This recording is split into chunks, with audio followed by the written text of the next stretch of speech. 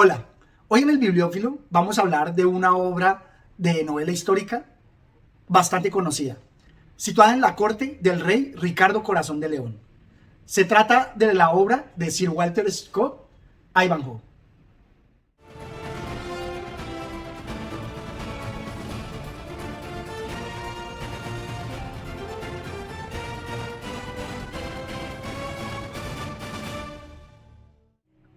En primera instancia voy a hablar de la estructura, y es porque me gusta mucho la forma en que él va relatando los sucesos y va situándose desde la perspectiva de cada uno de los personajes, para luego enlazarlos. Veamos por ejemplo este pasaje. Solamente podemos explicar el motivo de dicha interrupción reanudando el relato de las aventuras de otro de nuestros personajes, porque, imitando al viejo Ariosto, no podemos acompañar continuamente a cada protagonista de nuestro drama.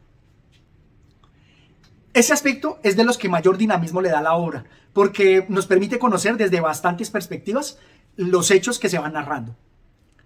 Y también nos hace introducción inclusive de personajes de otras de sus obras, como es Robin Hood. Esto de verdad me parece sorprendente y al mismo estilo de Balzac nos va a crear como su pequeño universo histórico en el cual sus historias se entrelazan. Por otro lado, también tenemos al inicio de cada capítulo una referencia a la épica homérica, o a Shakespeare, o a los romances. Eso también le va dando mayor contenido a la obra, ya que nos hace reflexionar o tratar de encontrar esa relación entre la épica con la historia que nos está narrando. Eso resulta también muy envolvente. Y también me parece muy interesante la técnica que usa Sir Walter Scott al contar los hechos a partir de remembranzas, o a partir de lo que otros están contándole a otros personajes. Eso de verdad resulta muy envolvente. Ahora, la obra también va ganando profundidad con las críticas que hace. Estos aspectos de la crítica me parece que son muy poderosos y que todavía en la actualidad esas críticas se hacen muy latentes. En uno de los videos anteriores, Takerai criticaba a Sir Walter Scott, donde decía que muchas de sus novelas, una persona de baja condición va a resultar codeándose con los reyes y los poderosos. Sin embargo, en esta obra me parece que es bastante interesante que el rey Ricardo Corazón de León es el que va buscando a los personajes y no nos damos cuenta sino a partir de las partes finales donde empezamos a descubrir que este personaje estaba oculto, estaba disfrazado. La crítica a la religión es bastante importante y por eso voy a mostrarles tres aspectos que me parecieron bastante importantes. En primera instancia, con respecto a las cruzadas. No, por Santa María, hermano Brian, no estáis en Palestina avasallando salvajes turcos e infieles sarracenos. Los isleños no somos amantes de bofetadas, excepción hecha de las que administra la Sagrada Iglesia, la cual castiga a quienes ama. Esto me parece bastante importante porque dentro de las cruzadas, la lucha que se ha dado siempre por las ideologías de los sarracenos, mahometanos, de los judíos y los cristianos, ha sido y ha quedado inclusive en nuestra actualidad. Y todo eso por las guerras que se promueven, porque indudablemente tienen mucha propaganda detrás.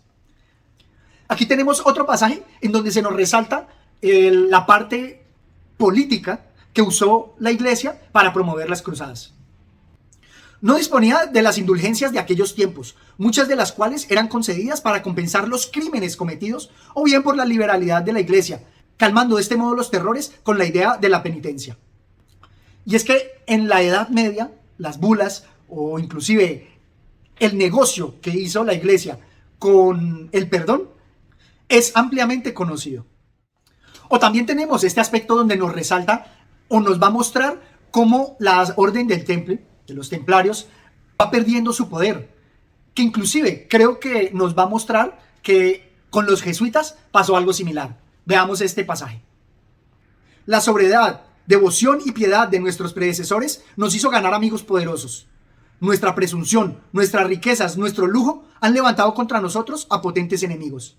Debemos renunciar a estas riquezas que son la tentación de los príncipes. Debemos abatir nuestra presunción, que es una ofensa para ellos. Debemos reformar la licencia de nuestras costumbres, que son un escándalo para todo el mundo cristiano. O de lo contrario, y recuerda lo que te digo, la orden del temple será demolida y las generaciones venideras no sabrán en qué solar se asentaba. Me parece que esta crítica es rotunda y nos muestra precisamente que lo que nos queda es las leyendas de cómo estos templarios, a pesar de que iniciaron con la benevolencia de la iglesia, luego se convirtieron en una fuerza política y en una potencia económica. Pienso que con los jesuitas pasó algo similar y me parece muy importante porque nos muestra cómo el desenvolvimiento de los negocios humanos siempre tienen esos aspectos de las riquezas, de la política y obviamente de la religión y las creencias. Y precisamente por esto esta obra resulta tan interesante, porque también nos va a hablar de todos los aspectos medievales, como son los caballeros, como son las gestas, los torneos. También nos va a presentar las reliquias religiosas, el intercambio que se da entre las distintas costumbres de los maometanos, que son los sarracenos, entre los judíos, que van a contar con personajes muy importantes, y obviamente los cristianos. También quiero destacar aquí el papel preponderante que se le da a la mujer, porque dentro de varias acciones que se dan en la obra, ellas cobran bastante importancia. No solamente por ser a quienes los caballeros quieren agasajar y deslumbrar, sino también porque la venganza y la furia de las mujeres es un aspecto importante del desenvolvimiento de la política a nivel mundial. Por algo, pues, digamos, referenciando a Homero, tenemos el rapto de Helena, que ahí es un poco pasivo. Sin embargo, aquí tenemos personajes muy importantes porque su venganza hizo que la acción se diera de forma diferente.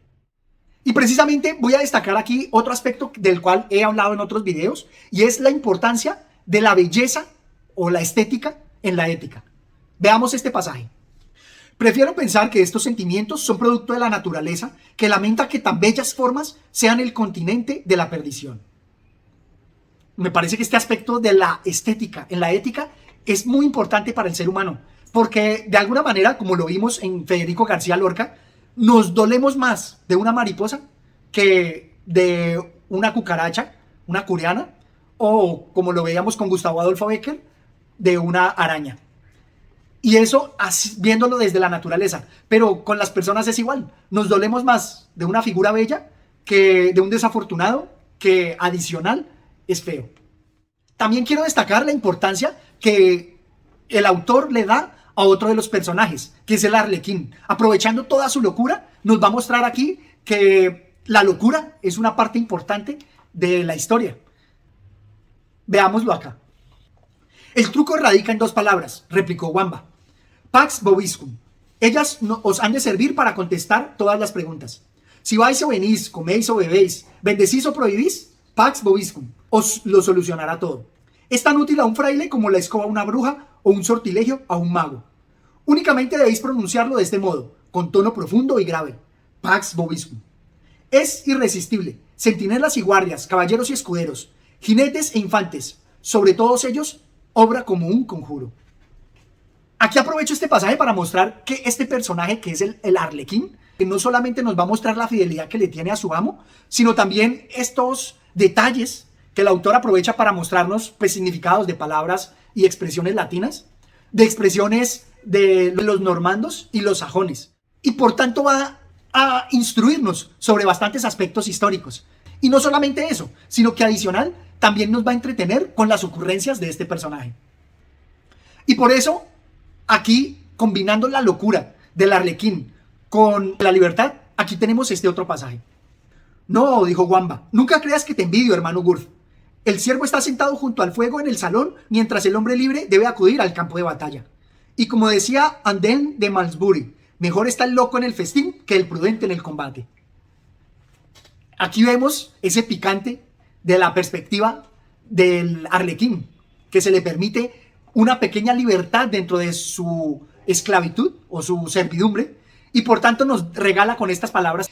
Y es algo así similar a lo que sucede con las mascotas. Muchas veces vemos que las mascotas parecen los amos de la casa, están gozando de todos los beneficios y no se preocupan o no tienen ninguna responsabilidad por conseguir el sustento. Me parece que este aspecto resulta de gran importancia, no solamente dentro de la obra, sino también para hacernos pensar, hacer ver que deberíamos aprovechar más nuestra libertad, que tanto nos ha costado, y no solamente malgastarla para decidir bagatelas. Y también este pasaje nos muestra cómo Sir Walter Scott nos muestra muchos detalles históricos a través de escenas específicas o recomendaciones importantes. Todo eso va dotando a la novela de bastante precisión histórica y también de entretenimiento. Nos va a instruir contándonos sobre esos detalles. Precisamente en estos detalles nos va mostrando las relaciones que se daban entre los normandos y los sajones, cómo estos normandos los avasallaron. Veamos estos pasajes. Vuestra Alteza me ha pedido que nombrara a un normando digno de ser honrado en nuestro banquete, lo cual por desgracia constituye una ruda carga, ya que implica que el esclavo cante las alabanzas de su amo, mientras el vencido sufre todos los males de la ocupación, además debe cantar las alabanzas del conquistador. Esto de verdad me parece bastante profundo y me sorprende que no se hayan destacado las semejanzas con lo que se dio en la conquista de América, en donde al dueño del poder, además de servirle, hay que alabarlo. O este otro. Cuánto mejor eran nuestras comidas caseras digeridas en paz y libertad, que no los sabrosos bocados, el amor a los cuales nos ha entregado atados de pies y manos al conquistador forastero. Y resalto aquí que él muestra que la conquista se da no solamente por las armas, sino también por las costumbres y la cultura. Por eso ellos se ven sometidos y cambiaron sus costumbres también al alimentarse diferente. Todo lo mismo ha sucedido con la conquista de América. También la obra resulta bastante importante al ensalzar los valores de la caballería y también destacar la figura del héroe. Aquí tenemos, por ejemplo, la magnanimidad. Porque el que obra bien, gozando de ilimitado poder para obrar mal, merece alabanza no solo por el bien que hace, sino también por el mal que deja de hacer. Creo que esta frase no requiere mayores comentarios. Eso realmente es ser poderoso. Quien puede obrar mal, pero aún así se contiene y en cambio obra bien. ¿Cómo le falta este valor a muchos de los dirigentes? También tenemos la justicia que se nos va presentando, como la veíamos en el Cantar del Mío Cid, donde las leyes también a veces se imponen con las armas, o la justicia se obtiene así. Aquí está el buen caballero Sir Brian de Bois Guilbert, dispuesto a combatir con cualquier caballero de sangre libre que desee defender y sostener el pleito permitido y concedido a la judía Rebeca para prueba judicial por campeón, respetando el deseo legal de su propia persona al no poder pelear ella misma por ser mujer. Mostrándonos que la ley, pues pienso que no ha dejado de ser así. Lo que pasa es que ya no se hace con las armas, sino con el poder del dinero. Pero sigue siendo así. La justicia se define por ese choque de poderes. Muy pocas veces obra en favor de los oprimidos. Y finalmente quiero remarcar aquí de los aspectos que se nos mostraba en la trilogía de las cruzadas de Jan Guillou, y es precisamente la importancia del amor. Aquí se nos muestra en cómo esta pareja, después de las adversidades, se une. La bella sajona relató la singular entrevista a su esposo, en cuyo ánimo causó profunda impresión. Vivió mucho tiempo y felizmente con Rowena porque se sentían mutuamente atraídos desde muy temprana edad, y aumentaba su cariño el recuerdo de los obstáculos que habían tenido que vencer para unirse. Con esto me parece que el autor redondea toda la historia, nos da aventuras, nos da caballeros y los cierra con broche de oro. Los cierra con dos amantes que por fin pueden unirse y vivir felices, como en los cuentos de hadas. Esto es cuanto tenía por compartir con ustedes. Espero que se animen a leer esta obra tan interesante y que de alguna manera resulta como una obra imprescindible para aquellos que nos gustan las novelas históricas.